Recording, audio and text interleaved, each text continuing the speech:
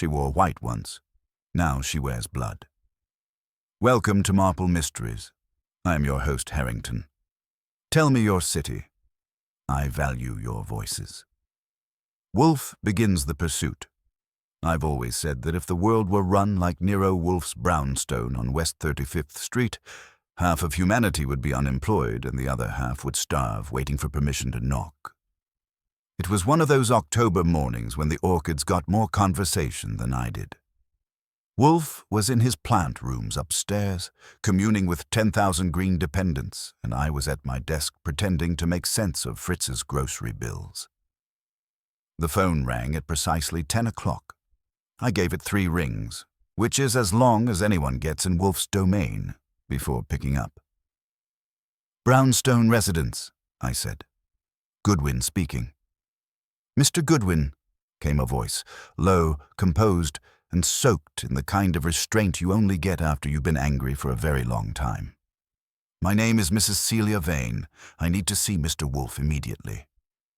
I'd heard that tone before.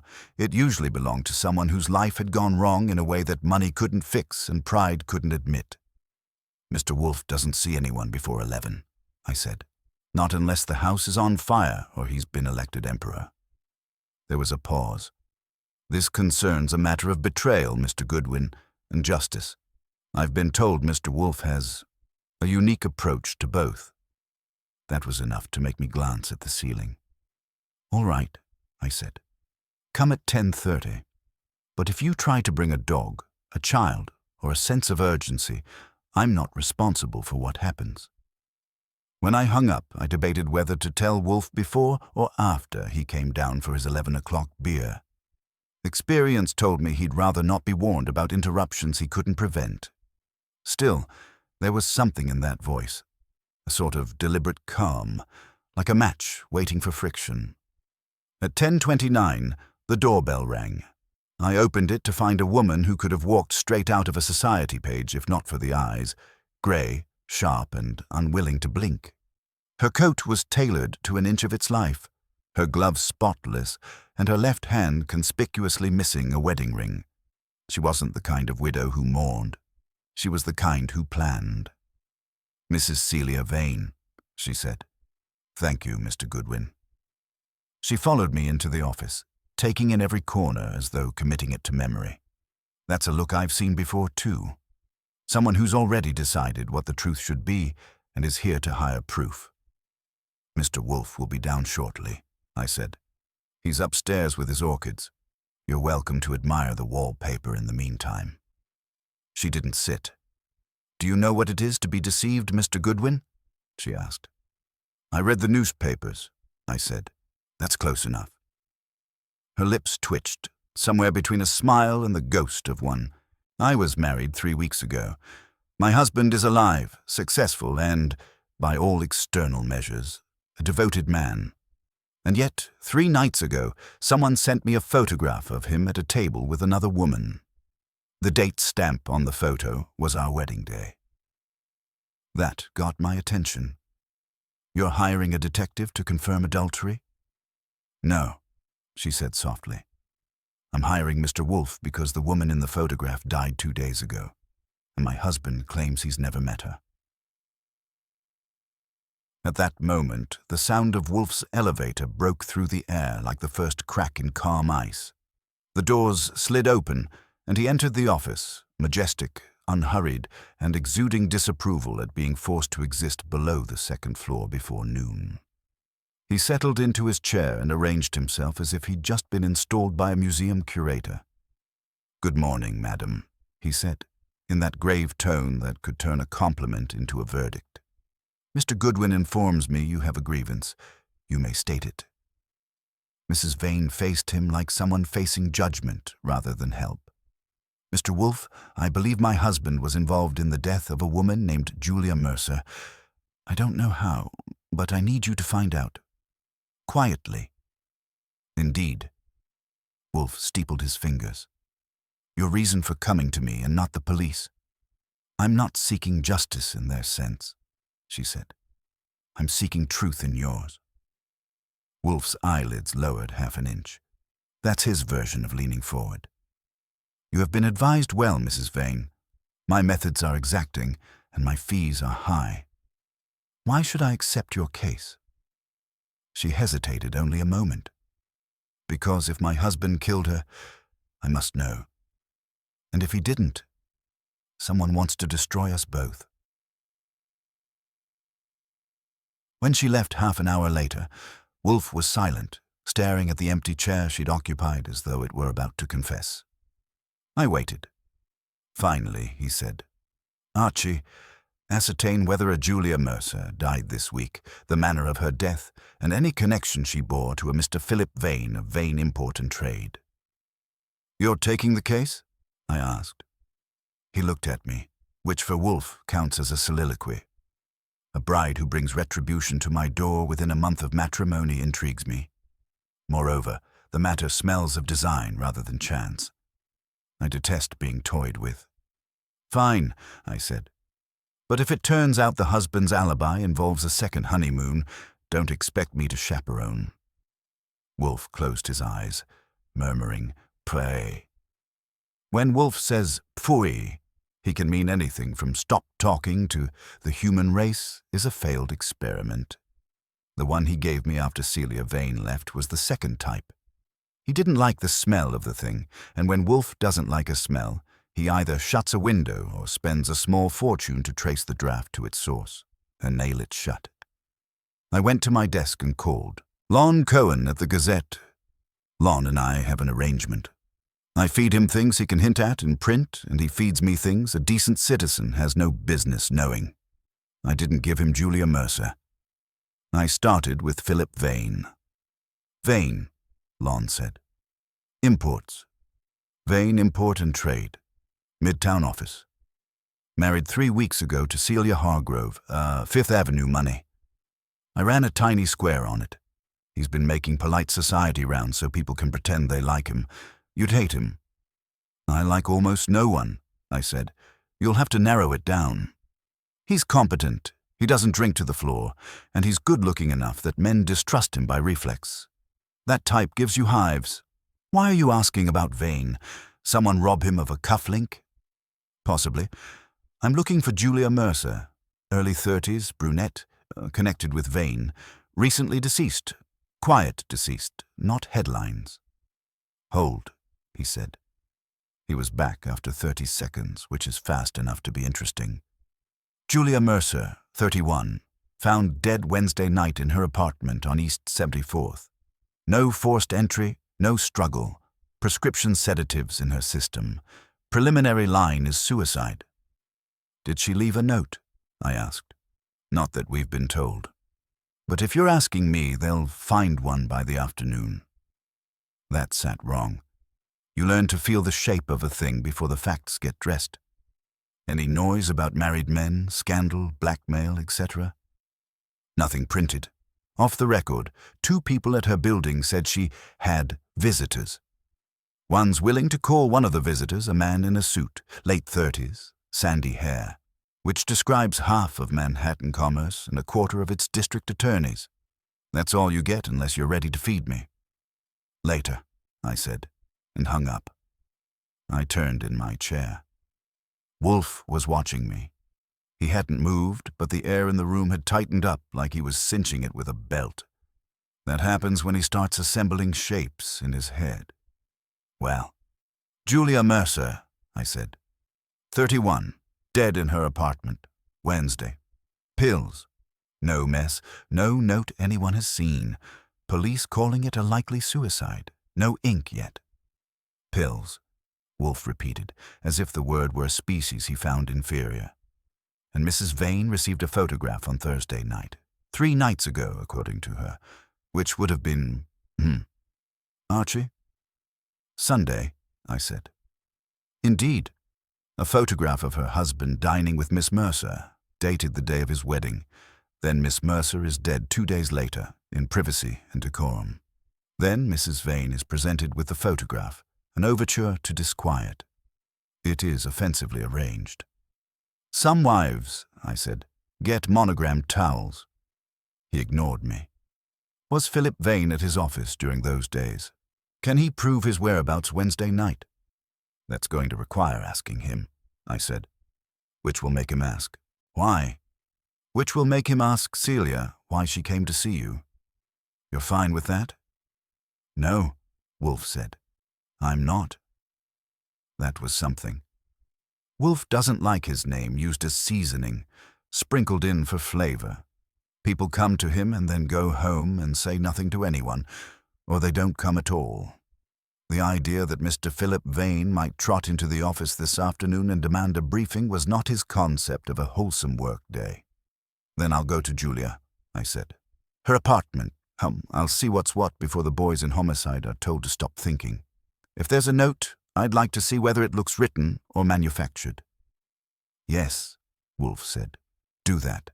Speak to the superintendent, the neighbors, any person inclined to be useful. Will I be representing you? I asked. No. All right, then I'll be representing Grief, or an insurance company, whichever sells better. He shut his eyes, which is dismissal in that language. And Archie, he said without opening them again, before you depart, tell Fritz that we will have lunch precisely at 1:30. I will not have him inventing delay because you have planted agitation in his kitchen. When Nero Wolfe says precisely, Fritz obeys like it's scripture. I got my coat and hat and headed for the hall. I had my hand on the knob when the doorbell rang for the second time that morning. That was an item. Before I could reach for it, Wolfe's voice came. Sharp. Archie, if that is Mrs. Vane returning, you will ascertain first, at the door, whether she is alone. That's routine. Wolfe doesn't like unexpected pairs. I opened the door with the chain on. It wasn't Mrs. Vane. The man on the stoop was 6 feet, good shoulders, good tailoring, good barber. Mid to late 30s, sandy hair going lighter at the temples. The jaw was set in a way I've seen on men who think self-control is the same thing as strength. His eyes were polite and furious. Archie Goodwin? He asked. That depends who's asking, I told him. My name is Philip Vane, he said. And that, boys and girls, is what we in the trade call a development. I slid the chain and let him in. Come on, I said. You're being admitted to sacred ground, so try not to bleed on anything. If he heard that, he didn't show it. He walked into Wolfe's office, took one look at Wolfe in the big chair behind the desk, and stopped like he'd hit glass. Wolfe didn't get up, which would have been a headline event anyway. He inclined his head a quarter inch. Mr. Vane. Mr. Wolfe, Philip Vane said, and his voice had that clipped edge you hear in boardrooms and depositions. My wife came to see you this morning without consulting me. I assume she told you some story meant to alarm you. I'm here to correct it, and to make it clear that any further discussion of my private affairs is to end immediately. I stayed where I was, by the globe, off to the side. I didn't tell him we hadn't invited him. He already knew that. The way he planted himself without sitting told me 2 things. He liked to control terms, and he wasn't sure yet if he had to offer money. Wolfe let the silence hang just long enough. Indeed, he said. You are here, uninvited, to instruct me on what I may discuss in my own house. I'm here, Vane said, to prevent a misunderstanding from becoming damaging. To whom? Wolfe asked. That got him. He blinked. To my wife. To me. To our reputation. Does it matter? It matters, Wolfe said mildly, to know which injury you fear. Injury to your wife's trust, injury to your social veneer, or injury to your liberty. They are not the same. Color rose in the man's face. He didn't like that, which means he understood it. He said, someone sent my wife a photograph. A crude attempt to extort us. She panicked. She's young and impressionable. Young is flexible, I put in. Your wife told us she's 28. That's old enough to rent a car and develop suspicions.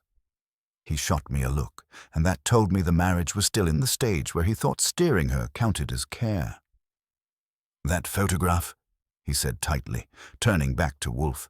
Shows me dining with a woman named Julia Mercer. I never met Julia Mercer. I was never at that table. It's a forgery." Wolfe made a small sound in his throat. It wasn't agreement. "I see," he said. "You deny the meeting. Do you also deny that Miss Mercer is dead?" Vane froze. His mouth opened just a fraction before he shut it again. You don't get better reaction than that unless you trip someone. Finally, he said, "Dead." "Wednesday night?" I told him. "Barbiturates. Quiet. The polite version is suicide." He stared at me. Then he said too quickly, "That's impossible." "Why?" I asked.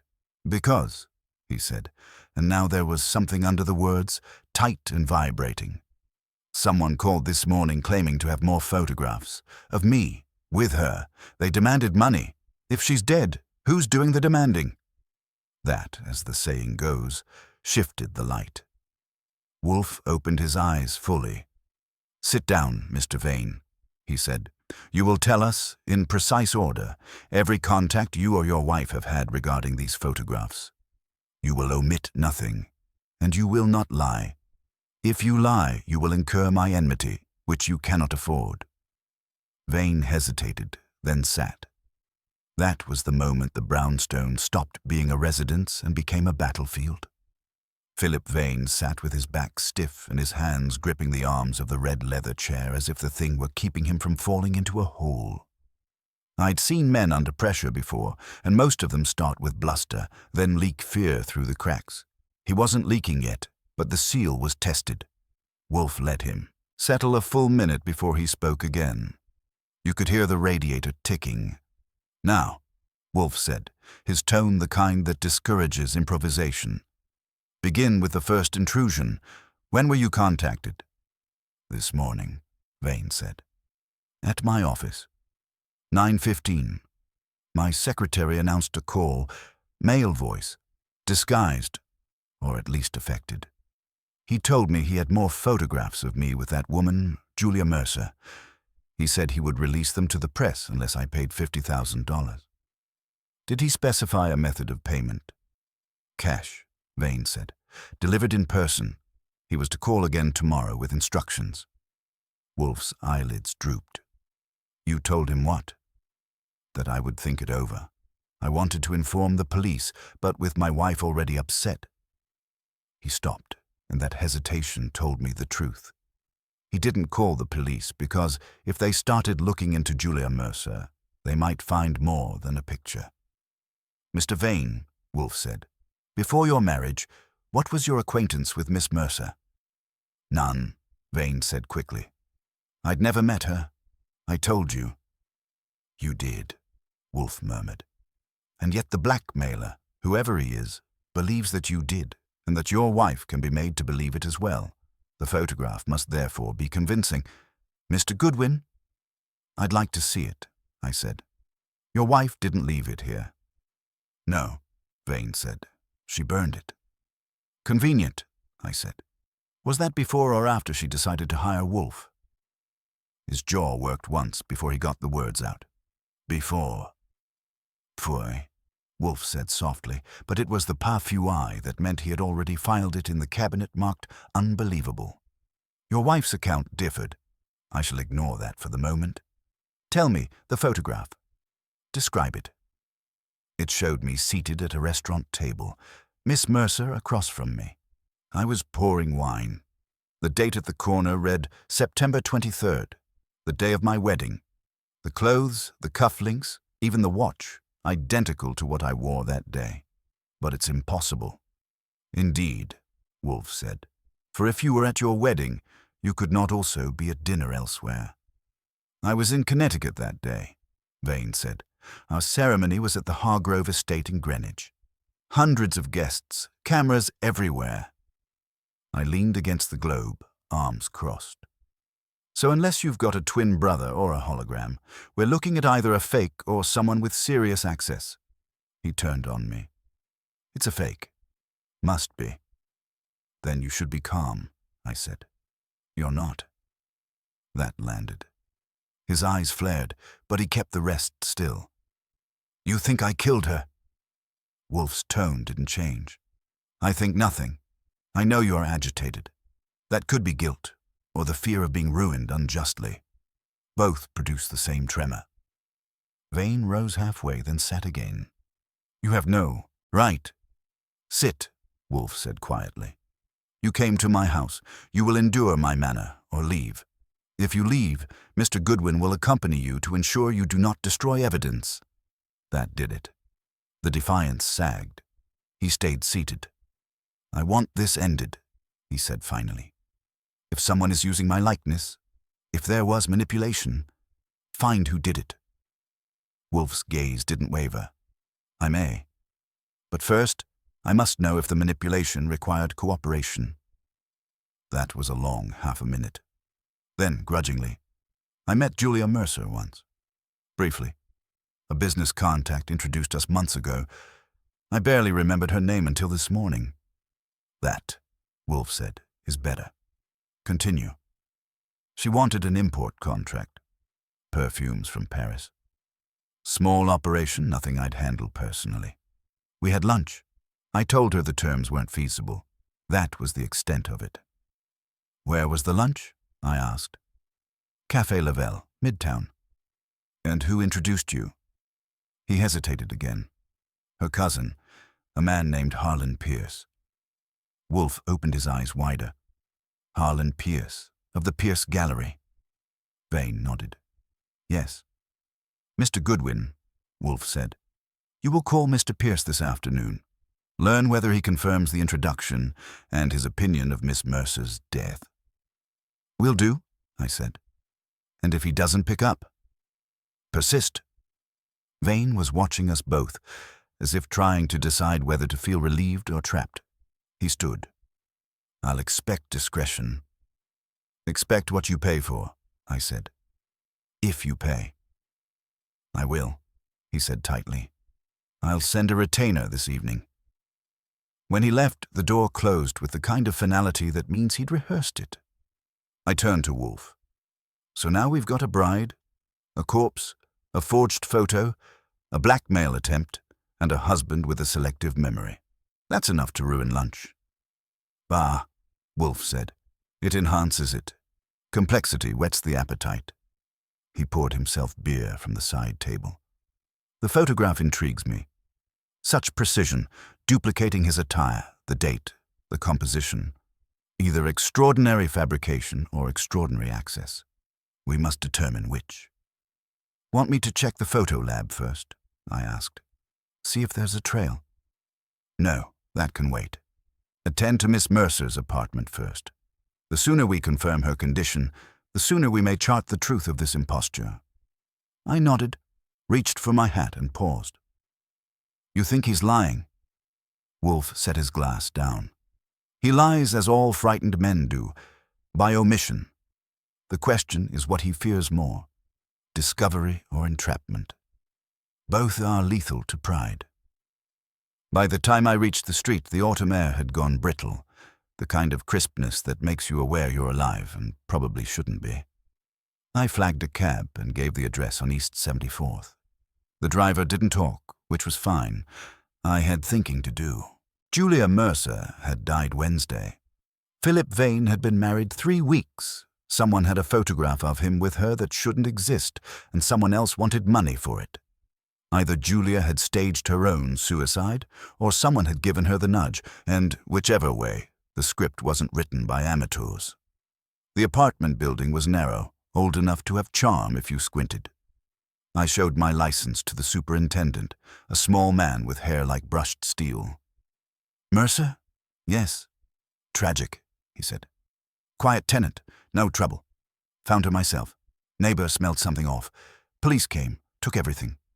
What kind of everything? I asked. Pills? Glass? Her purse? No note. Visitors? He frowned. A man came by the day before she died. Well-dressed, tall, hair light brown. Could have been your brother. That gave me a chill I didn't show. Recognize him again if you saw him. Maybe, he said. He didn't give his name. I left him with a card. As I stepped back into the chill air, I thought about that description. Tall, light hair, good clothes. Same as Philip Vane. But if the husband was telling the truth about being in Greenwich, someone had made a very careful copy of him, or a very careful lie. By the time I reached the cab again, my phone buzzed. Wolfe's voice came through, clipped but calm. "Archie, Mr. Pierce has agreed to see you. 3 o'clock at the gallery." "That was fast," I said. "I told him it concerned Miss Mercer's death," Wolfe said. He sounded troubled. Troubled how? The sort of troubled that suggests he knows why she died but would rather not. That wasn't news I enjoyed hearing. I told the driver to head uptown. The city outside the window blurred into light and stone, and for the first time that day I wondered, not who killed Julia Mercer, but how many people needed her dead. The cab dropped me at the curb in front of the Pierce Gallery, a neat slice of modern glass and quiet money wedged between two brownstones that had the decency to age. It was the kind of place that pretends to be humble about being expensive. Inside, the air smelled of polished wood and the faint ghost of varnish. The paintings were mostly landscapes that could make you think of serenity if you hadn't spent your morning talking to a man who might have murdered someone who looked at him too long. A receptionist with the poise of a marble statue took my name and informed me that Mr. Pierce was expecting me. I followed her past a few customers pretending to have opinions about art. When you've worked with Nero Wolfe as long as I have, you learn to recognize pretense the way a bloodhound recognizes bacon.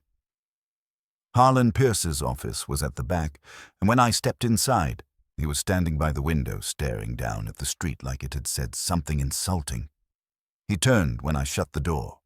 Tall, lean, late 40s, wearing a charcoal suit that made him look like he'd been poured into money. His face had that combination of breeding and boredom that makes you wonder if he's ever done anything more strenuous than sign a check. "Mr. Goodwin," he said, "you said Nero Wolfe sent you." "I've met him once, years ago, at a dinner. A man of appetites." "That's one way to put it," I said. "We're looking into Julia Mercer's death." He flinched just slightly at her name. That was all I needed to see. "You were her cousin?" I asked. "Second cousin," he said quickly. "Her mother and my father were first cousins. We were not close." I moved closer to the desk, watching his hands. They were perfectly still, which usually means the brain is running faster than the fingers can afford. "You introduced her to Philip Vane," I said. "What was the occasion?" "Business," he said. "She had an idea for importing perfumes from France, as you probably know. I thought Mr. Vane might advise her on the practicalities." "Did he?" "I assume so." "Assumptions are dangerous," I said, "especially when people start turning up dead." His mouth flattened. "I didn't kill Julia, Mr. Goodwin. If that's the direction of your questions, you can save us both time." "I didn't say you did," I said, "but you know more than you're saying. That's obvious." He turned back to the window. "Julia was emotional, impressionable. She believed people when they were kind to her, and she thought kindness meant more than it did. Mr. Vane was polite, successful, married soon after meeting her. She felt humiliated. She told me she would make him remember her." "How?" I asked. He sighed. "She never said. I told her to leave it alone. She didn't listen." "Did she mention anyone else? Someone who might have encouraged her?" He hesitated. "A man named Leo Brandt, photographer. I've met him once. He did commercial portraits. Julia said he was helping her with something. She called it a project." "Do you know where to find him?" Pierce wrote a name and an address on a card and handed it to me. "He has a studio in Soho, but be careful with him. He's the kind who collects secrets like trophies." I slid the card into my pocket. "One last thing," I said. "Did you know about the photograph sent to Mrs. Vane?" He didn't answer right away, which is an answer in itself. Then, quietly, "I heard. She called me yesterday, said she was frightened. I advised her not to show it to anyone. She didn't take my advice." No one ever does, I said. Thanks for your time. When I stepped out into the street again, the wind had turned sharper, like the city was reminding me that comfort is for other people. I looked at the card in my pocket, Leo Brandt, photographer, and decided to go see the man before Wolfe's lunchtime beer turned to vinegar from waiting. Brandt's studio was on the second floor of an old warehouse, with windows too big for privacy and too small for art. Inside, the air smelled of chemicals and cheap coffee. Cameras, tripods, and lighting rigs stood around like steel skeletons. A man in his 30s with black curls and the smug energy of someone who's been told he's brilliant too often looked up from a developing tray. "Mr. Brandt?" I asked. "That depends on who's asking," he said. "Archie Goodwin. I'm working for Nero Wolfe." He grinned, which was already a strike against him. "The famous detective? You here for a portrait or a confession?" "Neither," I said. "I'm here about Julia Mercer." The grin died. "Julia, she's dead. Word travels fast," I said. "It was in the papers," he said quickly, which was a lie. It hadn't been yet. "She was my friend. She was also working on something with you, a project.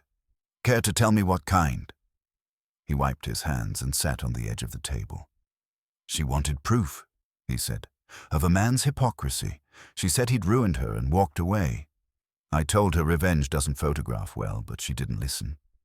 "Was the man Philip Vane?" He looked at me for a long moment, then smiled faintly. "You already know it was." "Did you take the photograph she sent to Mrs. Vane?" He leaned forward. "If I did, it would have been for her eyes only." "That's poetic," I said. "But the photo was mailed after she died. Explain that." He stared down at his hands. "Then someone else took what was mine." "Your negatives?" I asked. He nodded. "She kept some of them. Said she'd use them if she had to. I told her to destroy them after he got married. But Julia liked holding on to things that hurt." "You realize someone's now using those photos for blackmail?" He gave a sharp laugh. "You think I don't know that? Yesterday someone broke in here. They didn't take cash, didn't take equipment, just my negatives from that session." "Who knew you had them?" "Julia, me, and maybe her cousin, Pierce. He paid for the prints. Don't ask me why." I felt a small click in my head, the kind Wolfe would hear from across the city. "Did you ever see Pierce and Vane together?" "Once," he said. "At the gallery. They were arguing. I thought it was business." "Maybe it was," I said. "Maybe it wasn't." When I left, the light was already sliding toward late afternoon, gold and cold. I called Wolfe from the sidewalk. He answered on the first ring. "Well?" he asked. "Julia Mercer's death ties to a photographer named Brandt. He admits taking the picture, says the negatives were stolen yesterday. Guess who paid for the prints? Harlan Pierce." There was silence on the line for a moment. Then Wolfe said, "Confound it. The scent of design grows stronger. Come home at once, Archie. We must re-examine our visitor's veracity, both husband and wife."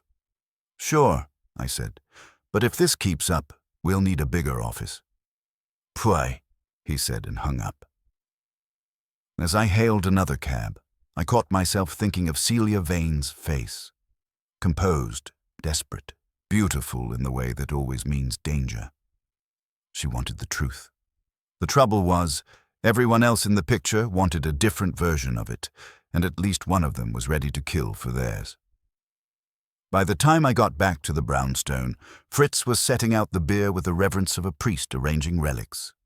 Wolfe was in his chair, the big one that has survived more mysteries than I have dinners. The room smelled faintly of roasted duck and order. He looked up when I came in, and one eyebrow lifted, the Wolfe equivalent of rolling out a red carpet. "Well?" he asked. I gave him the short version: Pierce, the cousin, the convenient concern for Julia; Brandt, the photographer with missing negatives and too much nerve, and the coincidence that Pierce had financed the pictures. Wolfe listened without blinking, fingers steepled, eyes half-lidded. When I finished, he reached for his beer. "Pierce paid for the prints," he repeated. "That is eloquent." "Yeah," I said. "It says he's either protecting Julia or profiting off her. Maybe both." She thought she was setting a trap for Vane, but somebody else was winding the spring. Wolfe took a slow sip, the kind of deliberate act that makes you aware he's thinking in paragraphs while you're talking in sentences. "Mr. Pierce is a collector of art, prestige, and, it would seem, people. Miss Mercer was of no significance to him except as an instrument. He used her. To blackmail Vane?" I asked. "Perhaps not originally, but when the opportunity arose, he or another opportunist seized it. The theft of the negatives the day after her death implies calculation.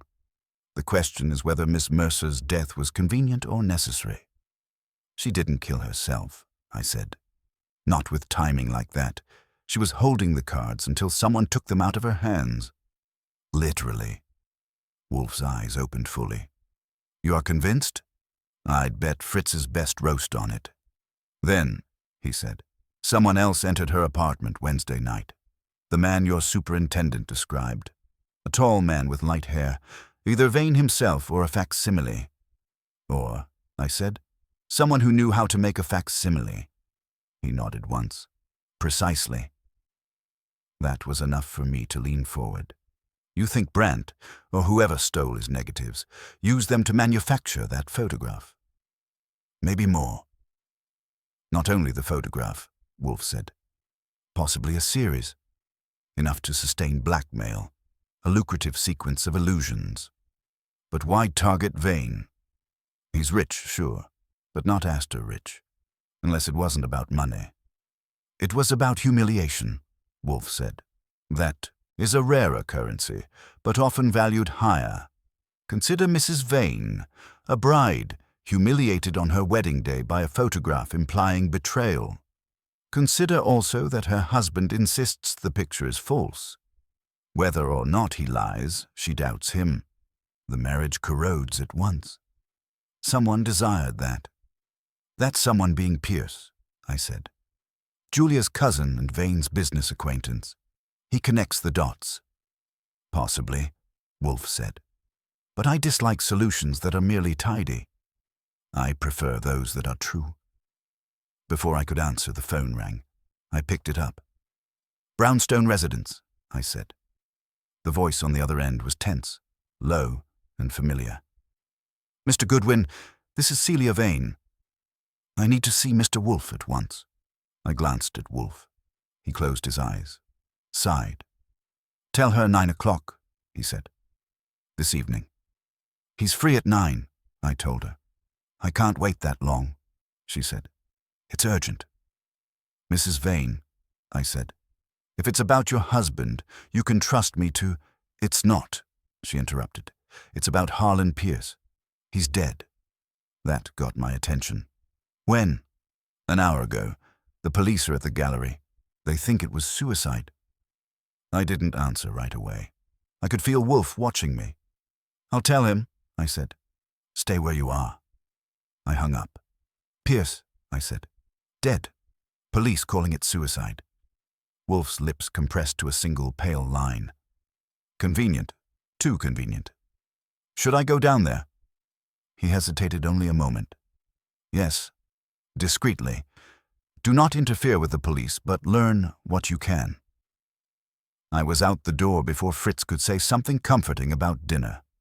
The Pierce gallery was sealed off by the time I arrived. A couple of squad cars, yellow tape, and the familiar figure of Inspector Kramer scowling like someone had shorted him on evidence. When he saw me, his eyebrows met over his nose. "Well, if it isn't Goodwin," he said. "Let me guess. Wolfe sent you sniffing around already." "You wound me, Inspector," I said. "I was passing by and thought I'd admire the art." "Admire it somewhere else," he said. "This one's simple enough. Harlan Pierce, gun in hand, note on the desk. End of story." "What's the note say?" He gave me a look that would have wilted a cactus. You think I'm going to tell Wolfe's errand boy before I file my report? I'm not asking for a copy, I said. Just whether it mentions Julia Mercer. That gave him pause. You know, you and Wolfe always show up when corpses start writing each other's names. Why is that? Coincidence, I said. Pure and tragic coincidence. He snorted. Yeah. Well, your coincidence left a note saying he couldn't live with what he'd done to her. The handwriting checks out. End of your fairy tale. I looked past him into the gallery.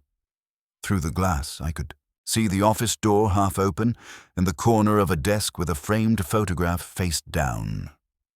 Wolfe would want details, the kind you don't find in police reports. I wasn't getting in tonight, not with Kramer breathing nitrogen all over the place. So I thanked him, promised not to tell Wolfe anything he hadn't guessed already, and left. Back in the cab, I called Wolfe. He answered on the first ring again. He's dead, I said. Gunshot. Suicide note. Admits guilt over Julia. I see, Wolfe said. Then the noose tightens. Kramer thinks it's wrapped up. Kramer, Wolfe said dryly, thinks whenever the surface is smooth, the depths are irrelevant. Return here immediately. We must anticipate the next act.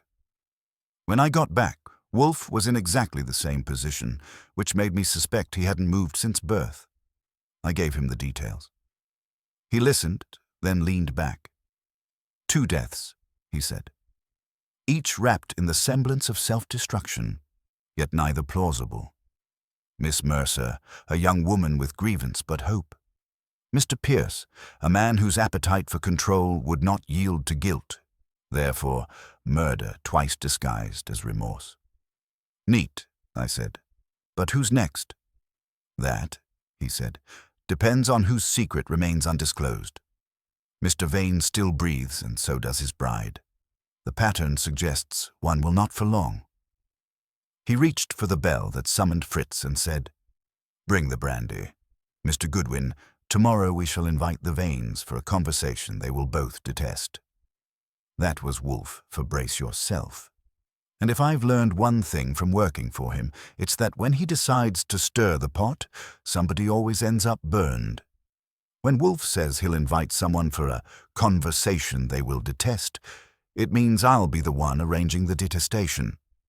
So, the next morning, after Fritz served breakfast like we weren't living in a house where the death toll had doubled overnight, I phoned the Vanes. Celia answered herself. Her voice had lost that cool, deliberate edge. It was frayed now, just enough to tell me the night hadn't been restful. Mrs. Vane, I said, Mr. Wolfe requests your presence this morning. 11 o'clock. Your husband should accompany you. A short silence followed, then, I suppose he told you I would. Consider it a joint invitation, I said, the kind that's not polite to refuse. When I hung up, Wolfe was already at his desk. He'd been at it since breakfast, going through a stack of old case notes, which meant he was thinking hard and using paper as camouflage. At 10:57, the doorbell rang. They came together, but not together. Celia Vane was all poise wrapped around something brittle, wearing black gloves like she'd already chosen mourning. Philip looked more composed than the last time, but his eyes had that brightness people get when their nerves are stretched thin and singing. Fritz led them in and retreated with the discretion of a man who's seen too much of humanity and decided neutrality is safer. Mr. and Mrs. Vane, Wolfe said, rising slightly in acknowledgement. A social earthquake in our house. Be seated. They sat. Celia crossed her legs and stared straight at Wolfe. Philip's eyes flicked between us the way a trapped man glances for doors. I asked you here, Wolfe said, to clarify matters before the police or circumstance do so with less civility. Last night Harlan Pierce was found dead.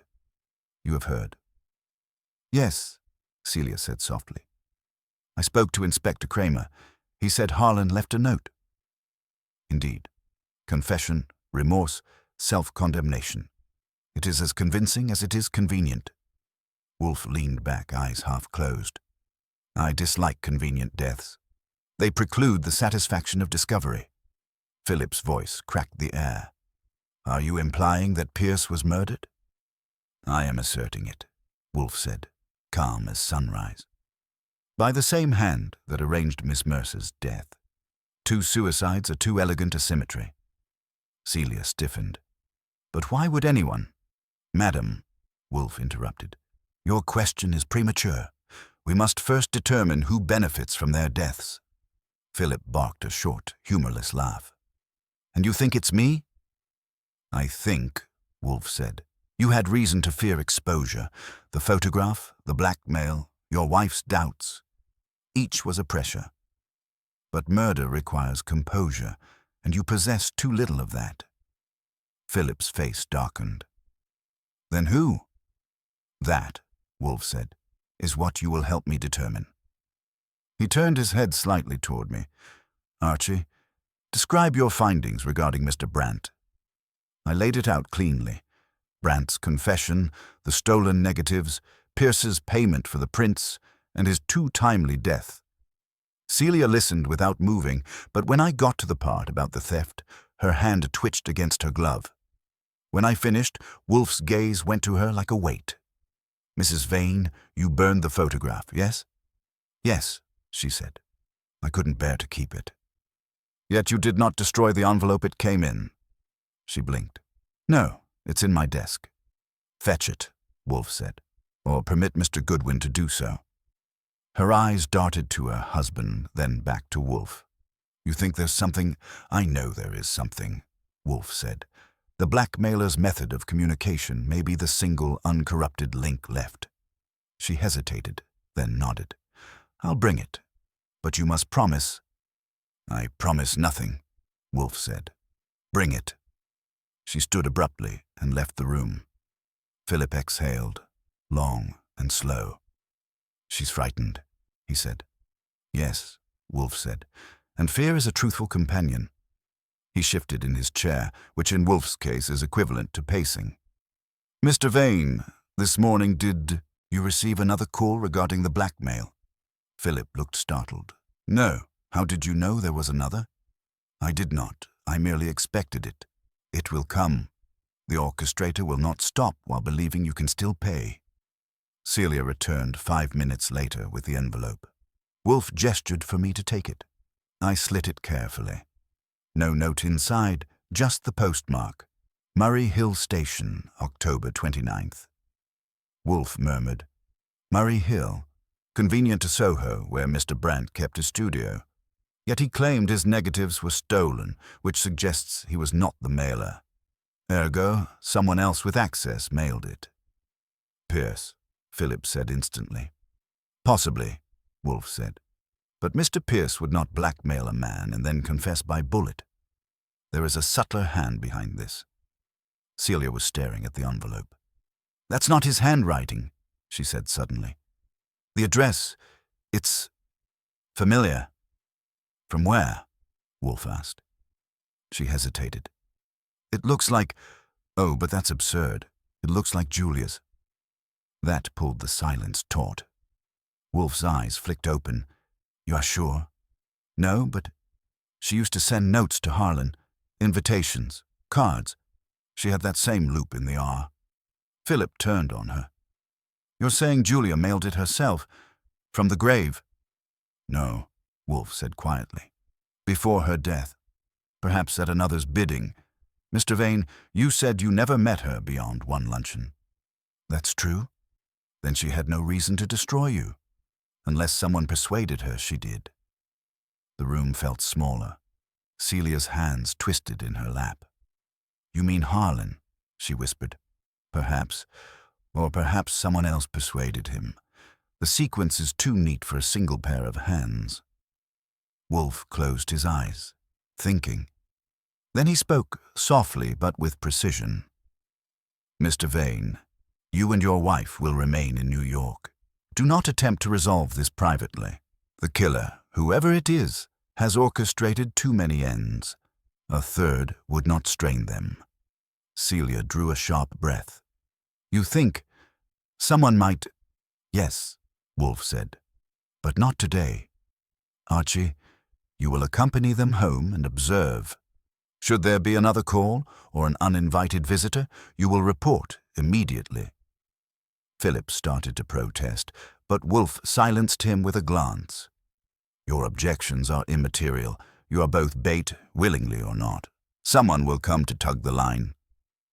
And just like that, I was drafted into a new kind of honeymoon, standing guard over a pair who couldn't trust each other in a case where the dead kept leaving notes and the living refused to stop writing them. As we left the brownstone, I glanced back once. Wolfe was already pouring another beer, the faintest hint of a smile on his lips. That meant he smelled the killer, faintly, distantly, but close enough to savor. When Wolfe sends me out as bait, he makes it sound like a picnic with sandwiches and sensible shoes. But sitting in the Vane's Fifth Avenue apartment that night felt less like a picnic and more like waiting in a minefield. The place was all glass and chrome, the kind of decor that reflects guilt better than sunlight. Celia had changed into a simple gray dress, which probably cost more than my entire wardrobe, and was pacing like she wanted to wear a groove into the parquet. Philip sat at the bar with a half-empty glass of scotch, the kind of expression men wear when they're trying not to look afraid. The silence between them had weight, like furniture. I sat in an armchair positioned where I could see both the phone and the front door. Wolfe would have preferred a hidden vantage point, but I've never been built for subtlety in a Manhattan apartment. At 9:30, Celia stopped pacing. How long are we supposed to wait? As long as it takes, I said. Whoever's behind this will call. They've lost 2 pieces on their board, Mercer and Pierce. That leaves you 2, and the person running the game needs to know which one's still listening. She looked at me sharply. You think this person will try again? I think, I said, they'll do whatever's necessary to keep control. People who stage suicides don't usually retire after 2 successes. That didn't make her feel any better, but honesty never does in my line of work. Philip poured another drink. If this is all some elaborate blackmail gone wrong, why kill Pierce? He was their ally. Maybe he stopped being useful, I said. Or maybe he started thinking about telling the police. Hard to blackmail a corpse. Celia winced. That's ghastly. Truth often is, I said. The phone rang at 9:41. It wasn't loud, but in that silence it might as well have been a siren. Philip froze halfway through setting his glass down. Celia's hand went to her throat. I got up, picked up the receiver, and kept my voice casual. Vane residence. A man's voice, flat, distorted just enough to be cautious but not mechanical, came through. Mr. Vane, you've wasted time. He's listening, I said evenly. Say your piece. You have until tomorrow night to deliver $50,000 in cash. Murray Hill Station, locker 314. Place it there by 10 p.m. and walk away. Suppose he doesn't, I said. Then your wife receives a second photograph, the voice said. This one less flattering, and the police receive a copy of Mr. Pierce's letter with a few helpful annotations. The line went dead. I hung up slowly. Philip had gone pale. Celia sat down abruptly, her hands shaking. They're still alive, Philip muttered. Whoever it is, they're still running this. Looks that way, I said. And they just told us where they'll be tomorrow night. Celia looked up sharply. You mean you'll go? Not alone, I said. But yes. Wolfe will want to arrange a reception. I left them to their marital Cold War and phoned the brownstone from the study. Fritz answered, and a moment later, Wolfe's voice came on, warm and lazy, like he'd just been woken from a nap he was pretending not to have taken. Report, he said. I told him about the call, word for word. He listened without interrupting. Murray Hill Station, he said at last. A public locker is convenient, anonymous, but there must be observation. Someone will watch to see who approaches. Then we give them something to watch, I said. You want Saul on this? Yes. Mr. Panzer will shadow the locker tomorrow. You, meanwhile, will meet the Vanes at 9 and accompany them there. Ensure the package is visible but unsealed. If possible, draw the observer into exposure. And if he doesn't bite, then we shall bite first, Wolfe said. The man cannot resist verifying his prophet. He will reveal himself, or someone will die. I prefer the former. When I hung up, Celia was standing in the doorway. She'd overheard enough to know the plan. I want to go, she said. Tomorrow night, I have to. Philip turned. You most certainly will not. She looked at him, and I saw something shift behind her eyes. Something hard. I will, she said quietly. It's my life they've been shredding. I'll see it end. He tried to argue, but I stopped him with a look. If she stays home, they might suspect. Let her come. Wolfe will want it that way. He didn't like it, but he knew better than to fight logic armed with emotion. We left it at that. I stayed in their guest room that night. Wolfe's orders. And around 2 a.m. I heard the Vanes arguing in low voices behind their bedroom door. Couldn't make out words, just tone, frustration, fear, maybe guilt. It wasn't my job to guess which belonged to who. Morning came grey and cold. At 8, I left long enough to meet Saul in a diner across from the station. He had that calm look he wears like a second skin. You'll have the locker under view from both sides, I told him. They'll drop the cash at 10. The caller'll want to check it's there, maybe collect early if he's nervous. Got it, Saul said. Anyone touches it, I'll know. Wolfe will be waiting for your call, I said. Don't get heroic. He gave me that faint smile that means I was being amusing, but not persuasive. At 9 sharp that evening, the Vanes and I arrived at the station. Celia carried a small leather case, hand trembling slightly. Philip had his jaw locked tight. The place was half empty. Late commuters, night workers, the kind of crowd that could hide a ghost. We found locker 314. Philip opened it, placed the envelope inside, and closed it gently. I said, now we wait. We moved to a bench where we could see the row of lockers. 10 minutes passed, then 20. The station clock ticked over to 10:30, and still nothing. Celia looked at me, pale. Maybe he saw us. Maybe, I said, or maybe he's already here. That's when Saul's call buzzed in my pocket. I stepped away to answer. Archie, he said, voice low. I've got a tale. Man in a grey overcoat, fedora, carrying a briefcase. Been circling the locker area twice. Looks nervous. Early 40s, sandy hair. I'll follow. Before I could answer, there was a sharp crack, a gunshot. 1. Celia screamed. Philip grabbed her. I spun toward the sound. People scattered, shouting. Saul's voice was still in my ear, suddenly urgent. He's down, Archie. Someone got him before he reached the locker. Clean shot, through the heart. I looked at the locker again. The door hung open now. The envelope was gone. And for the first time in this whole circus, I realized Wolfe had underestimated something. Whoever was running this wasn't playing for money anymore. They were playing for the endgame. The first time you hear a gunshot in a train station, you don't mistake it for anything else. The echo comes back off the tiled walls like the city itself is holding its breath. People were ducking, screaming, running, but my attention went straight to the locker row. A man lay on the floor in a grey overcoat, blood pooling beneath him. His fedora rolled away like a coin that had lost its bet. Saul Panzer was kneeling beside him, expression calm but eyes sharp. When he saw me coming, he shook his head once. Fast, grim. Dead, he said quietly.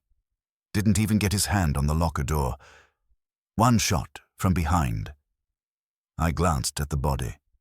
The man matched Saul's earlier description.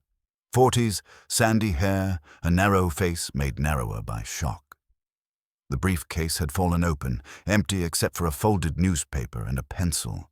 No gun, no envelope. Who fired? I asked. Saul's eyes swept the crowd. Too many directions. Shooter used the panic. I caught the sound. South corridor, maybe the stairs. But they were gone in 3 seconds. Anyone follow them? He shook his head. Everyone hit the deck. Behind us, Celia Vane's scream cut through the noise again. Philip had her by the arm, dragging her back from the police already forming a perimeter. I caught Saul's arm before he moved. "Stay here. Talk to no one but Wolfe." He nodded once. That's the thing about Saul. He doesn't need speeches, just nouns and verbs. By the time I got the Vanes out of the crowd, the sirens had started. Kramer would be on his way soon, and I wasn't in the mood for another reunion at a fresh corpse. We pushed through a side exit and into the night air, all 3 of us breathing like we'd run a mile. Celia leaned against a lamp-post, white as plaster.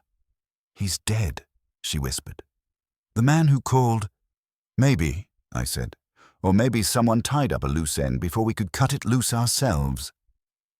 Philip was shaking, but not from fear. Something tighter, meaner. "This is insane," he said. "Pierce, Julia, now this stranger, whoever's doing it, what do they want from us?" "That's what Wolfe will tell us," I said, assuming he hasn't already figured it out. We got into a cab. Celia was trembling, staring out the window like she expected another bullet to follow us. I didn't try to comfort her. It would have been like patting nitroglycerin. Wolfe was waiting when we arrived. He didn't ask questions right away. He looked at us, all 3, and then at the clock. It was exactly 11:20. The only sound in the room was the hiss of the radiator. "Report," he said. I gave it to him clean and quick. The call, the drop, the gunshot, the missing envelope, Saul's position. He listened without moving except to reach for his beer. When I finished, he set the glass down carefully.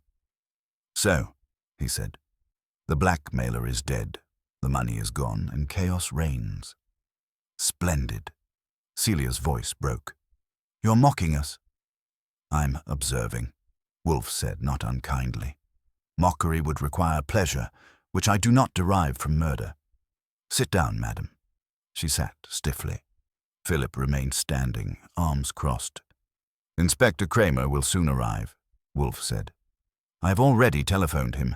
It was necessary. The matter has outgrown the courtesy of secrecy." Philip turned on him. "You called the police?" "Yes, because I prefer to control what they learn. Mr. Goodwin will supply them with a simplified version of events. Mr. Panzer will withhold certain details until I advise otherwise." I said, "You've already solved it." He glanced at me. "Not yet, but the pattern has declared itself. The 3rd death clarifies the first 2. Celia leaned forward. "Then tell us, who's doing this? Who killed Julia? Who killed Harlan?" Wolfe's gaze fixed on her. The same person.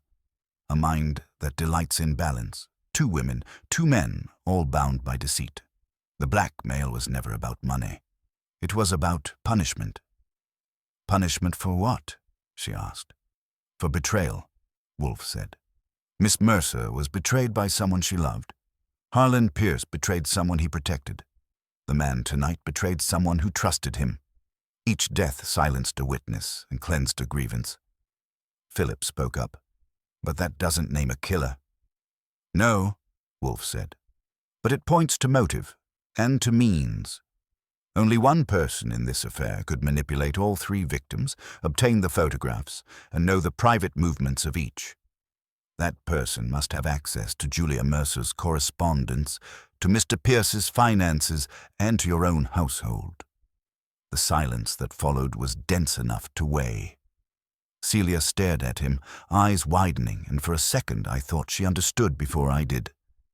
"You can't mean," she began. Wolfe interrupted, his tone quiet, but absolute. "I do. Mrs. Vane, you were the architect of this calamity." Philip lurched forward. "That's absurd." "Is it?" Wolfe said. "You burned the photograph, destroying evidence before I could see it. You withheld the envelope until prompted. You claimed to fear your husband's guilt, Yet every step ensured suspicion would rest on him. You told us about Mr. Pierce's advice, conveniently after his death, and tonight, at the station, you insisted on coming, guaranteeing your presence when the gunman struck. No woman so fearful courts danger unless she commands it. She was trembling now, her hands clenching the armrest. You're wrong. I was trying to stop it. Indeed, Wolfe said. Stop what you began. You enlisted Julia Mercer to lure your husband before the wedding, to prove his faithlessness. When Julia refused to fake the photograph, you persuaded Pierce to finance it, perhaps by appealing to his affection for her. But when the game turned dangerous, when Julia realized she was being used, she became inconvenient. You silenced her. Pierce followed when he tried to atone. The man at the station was your intermediary, Mr. Brandt, perhaps, or a hireling, and when he demanded more, you arranged his removal as well. No, she cried, that's not true. Wolfe's eyes softened, but his voice did not. It is. You sought revenge for imagined betrayal and found yourself snared by it. The irony is exquisite. Philip was staring at her, face drained of color. Celia, is it true? Her breath hitched, and the answer came in the silence that followed. Wolfe pressed the bell for Fritz. Inform Inspector Kramer that Mrs. Vane will remain here until he arrives, he said. Celia turned to me then, her face pale, her voice small. I only wanted him to suffer the way I did, she whispered. Just enough to see his lies crumble. But it went wrong. They all went wrong.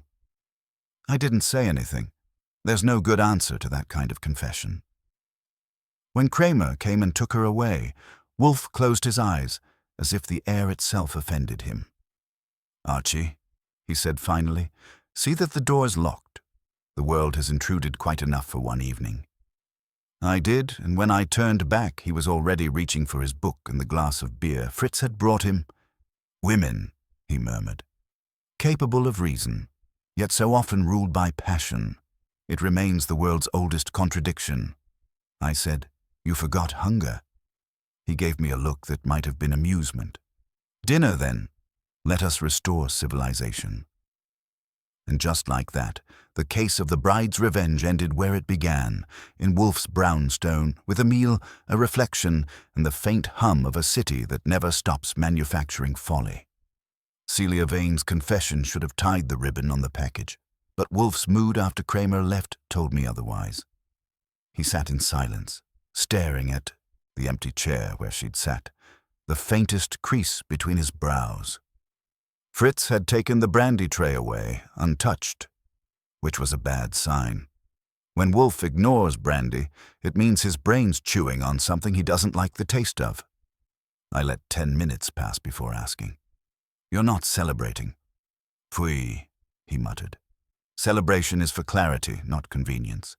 Her confession satisfies the police, but not me. She admitted enough to make it true, I said. She hired Julia Mercer, got help from Pierce, and when it all went sideways, she cleaned up her own mess with a bullet. Neat enough for Kramer, anyway. Too neat, Wolfe said.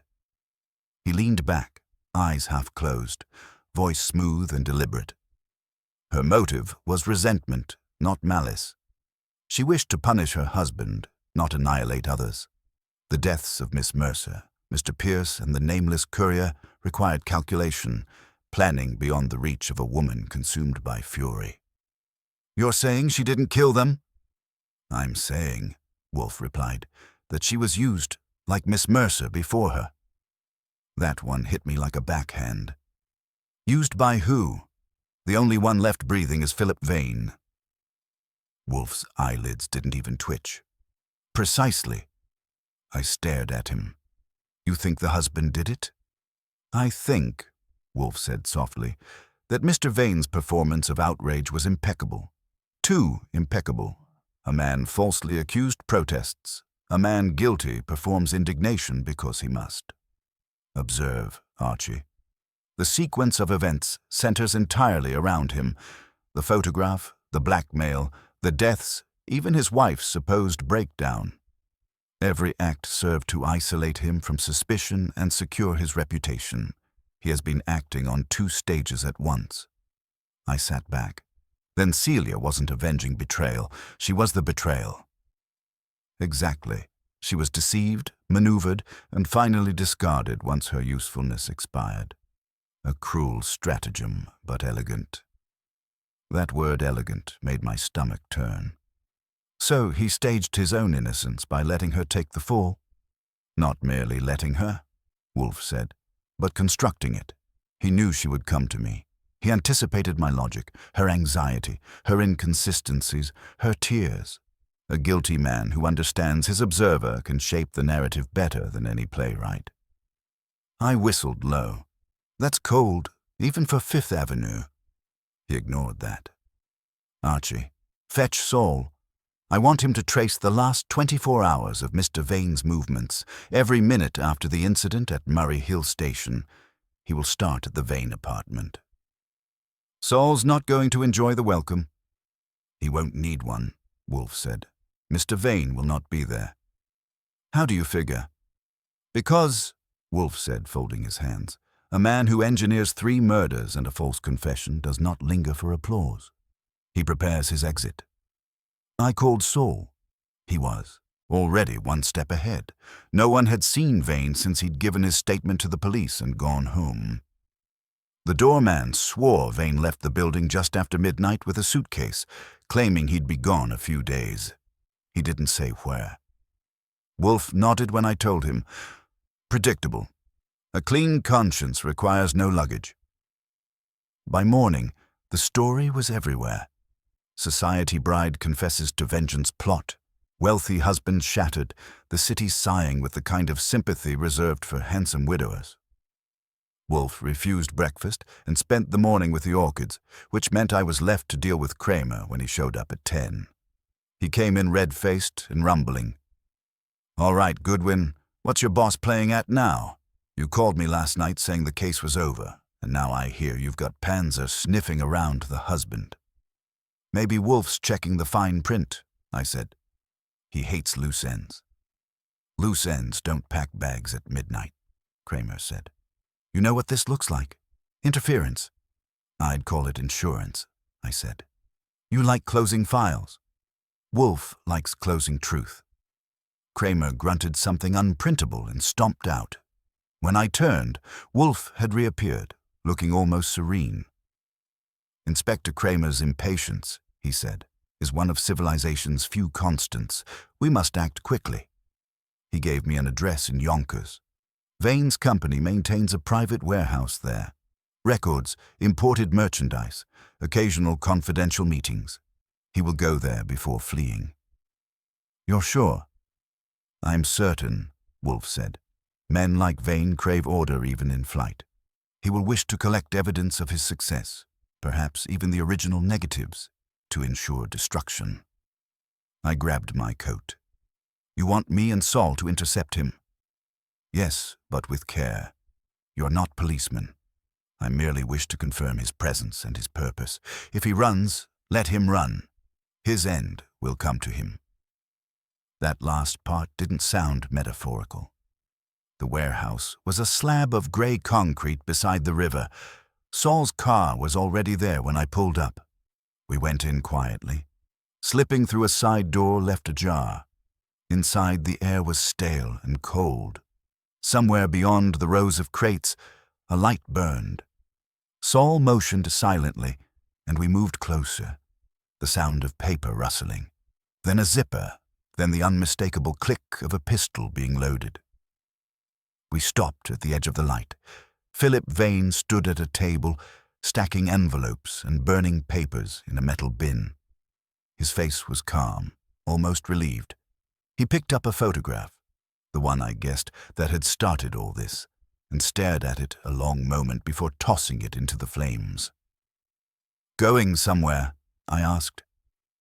He froze, then turned, the gun still in his hand, but pointed down. Mr. Goodwin, he said softly. I wondered when you'd arrive. Saul stepped out behind me, silent as a rumor. You're not easy to find, he said. Vane smiled faintly. That was the idea. Running doesn't help the innocent, I said, and it doesn't save the guilty. He looked past me as if seeing someone else. Celia wasn't supposed to die, he said. She wasn't supposed to confess either, but she was never strong enough to understand what needed to be done. She understood more than you think, I said. Enough to trust Wolfe, which is why we're here. That name hit him like a jolt. Wolfe knows. Knows enough, I said. He called Kramer. They're on their way. Something flickered in his eyes.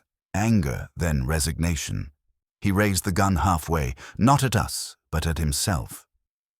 Saul moved faster than gravity.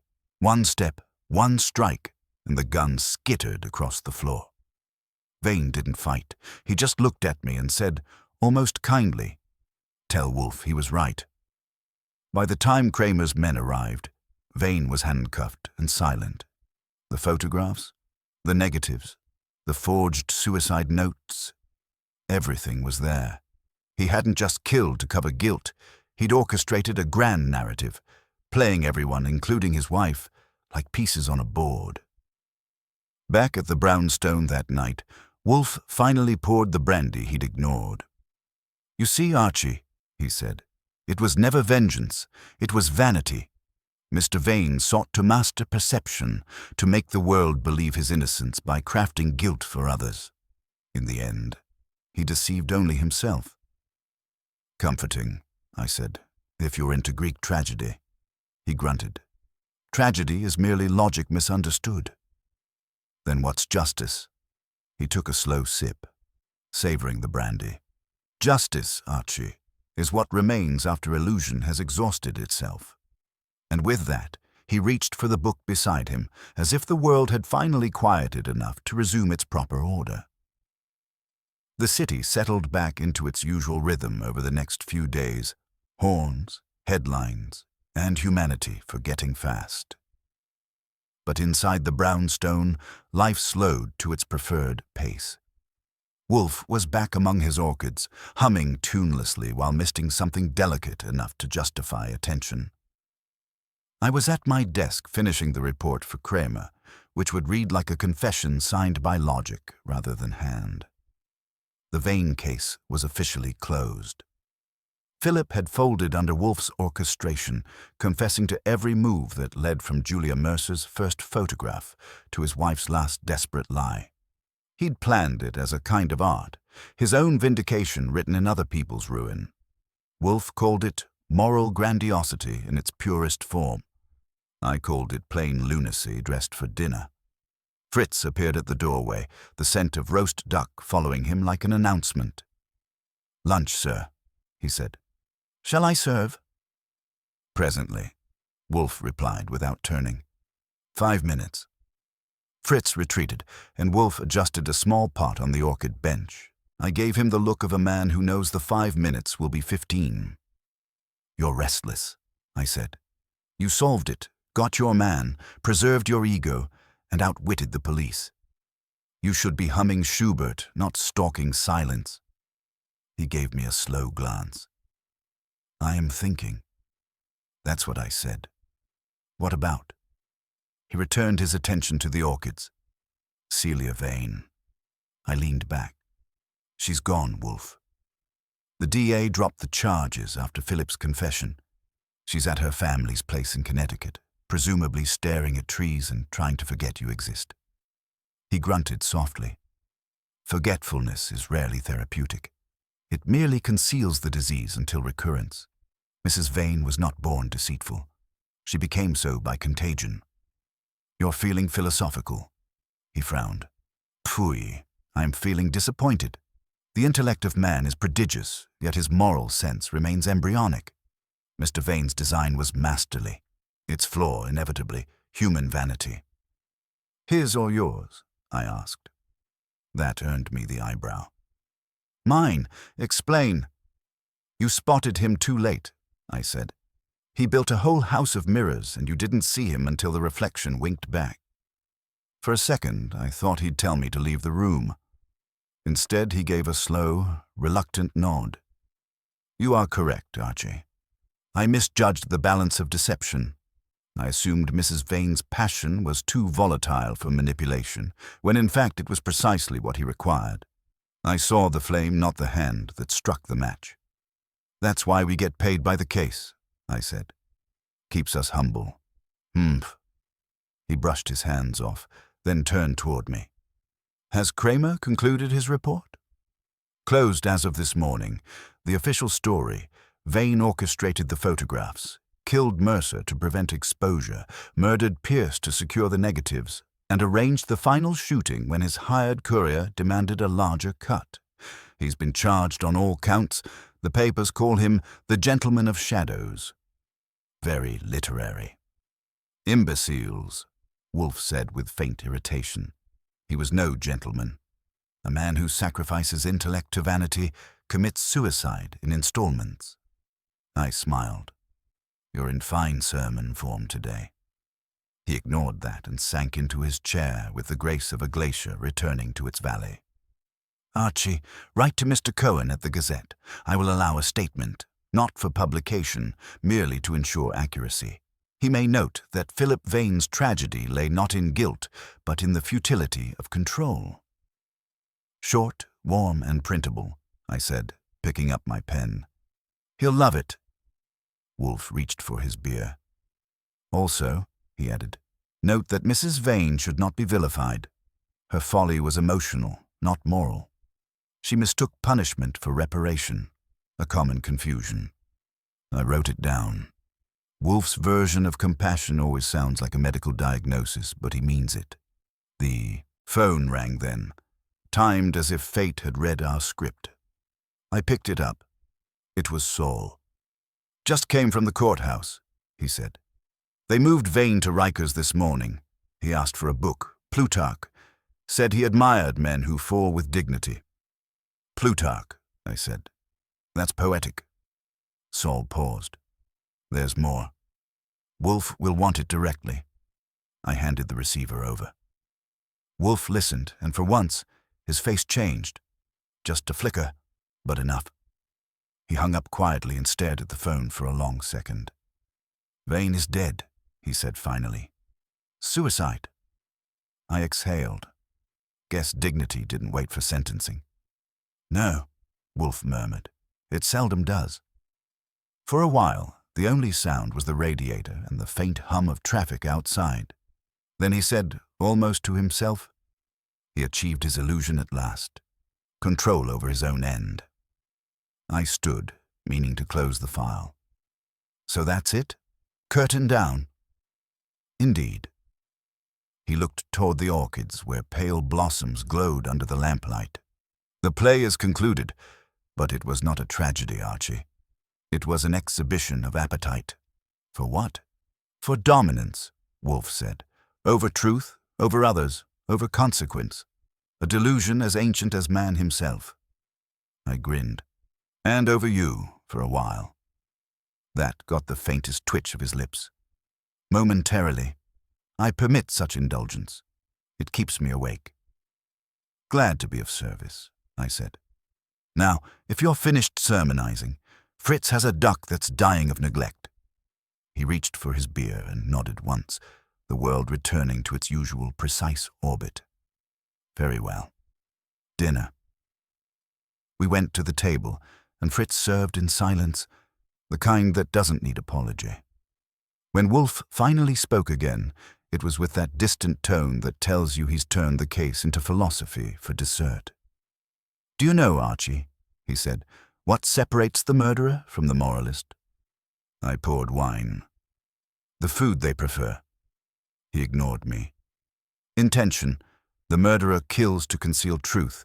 The moralist kills illusions. Both believe themselves justified, but only one is tolerated by civilization. I lifted my glass. Let's drink to the one that pays better. He almost smiled. A sound ethic, though perhaps unrefined. We ate, and the world outside went about its business.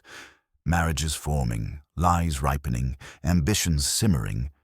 Inside the brownstone, order returned as it always did after Wolfe dismantled chaos.